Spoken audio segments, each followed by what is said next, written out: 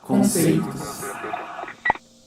Olá, eu estou aqui para apresentar alguns conceitos da semiótica do Peirce que eu trabalhei na minha tese intitulada Semiótica e Cartografia, um estudo dos signos e da comunicação dos mapas pelas teorias de Charles Sanders Peirce. Então, um dos conceitos que estão trabalhados na tese é a relação que o signo pode estabelecer com o seu objeto, de onde deriva a tricotomia clássica do Peirce, o ícone, o índice e o símbolo. O ícone, ele representa o seu objeto por força de uma semelhança de qualidade que ele comunga, que ele compartilha com esse objeto.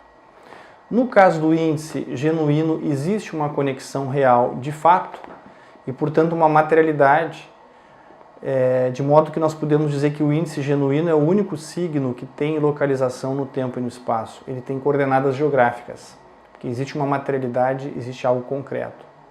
E o símbolo, existe um fundamento que é a lei, mais especificamente a aplicação da lei no fluxo do tempo, que decorre num hábito associativo. Bom, hoje então eu vou falar com vocês algumas ideias e alguns conceitos referentes ao ícone, sobretudo os ícones na cartografia.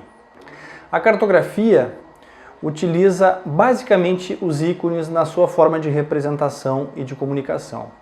Então vamos entender um pouco como o Peirce classificou inicialmente os três tipos de ícones, né? Ele apresentou três tipos de ícones.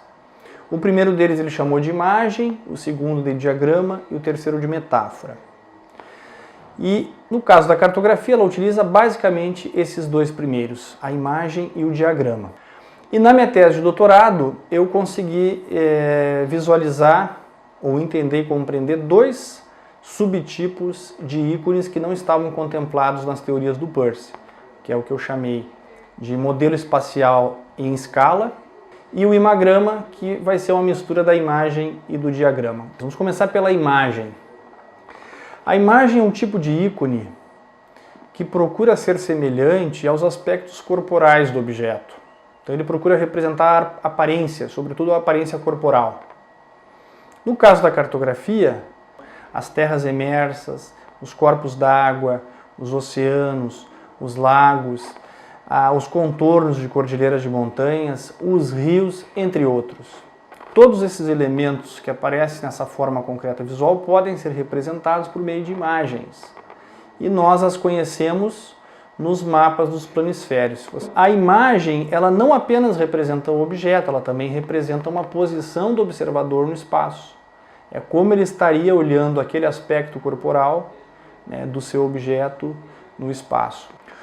Os diagramas também são semelhantes ao objeto, mas aí não entra mais em cena a semelhança corporal, ou seja, a aparência. São semelhanças de relações, sobretudo relações de quantidades. Então, por exemplo, em cartografia, você pode representar nos países a população total dos países. E você pode fazer o uso de diagramas, utilizando círculos proporcionais, por exemplo. Então, se você quer representar a população dos países de forma proporcional, o círculo sobre os mapas ele tem que ser proporcional a essa quantidade.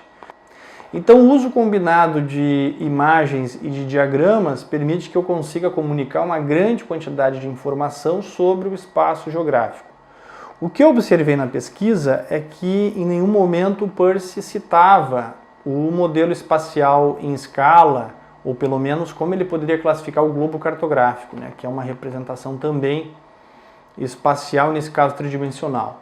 E foi daí que eu propus, é uma proposta que tem na minha tese, que é incluir um novo, né, um subtipo de um ícone, que seria um novo subtipo, que ele também representa os aspectos do corpo do objeto, ou seja, a aparência, só que nesse caso de forma tridimensional.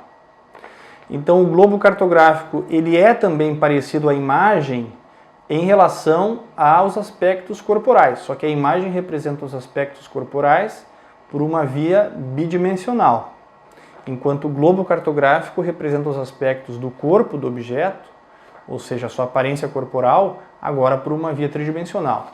E aí eu percebi que esse conceito pode ser ampliado para várias outras formas de representação. Por exemplo, maquetes de arquitetura.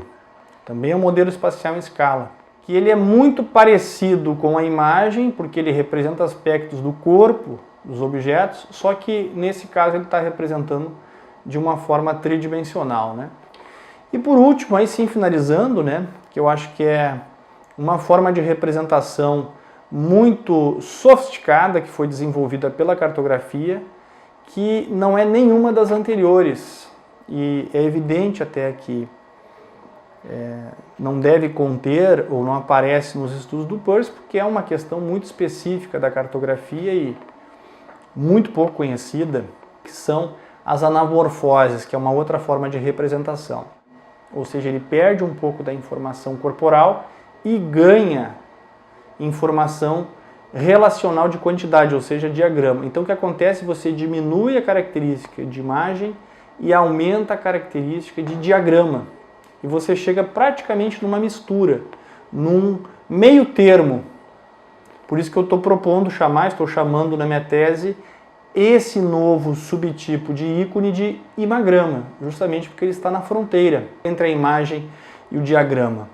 Então, no caso da cartografia, ficou muito claro que essas formas de representação elas são complementares. Imagens, diagramas, modelo espacial em escala e imagramas são formas de representação muito úteis que podem nos ajudar a compreender mais sobre toda essa complexidade relacionada à realidade.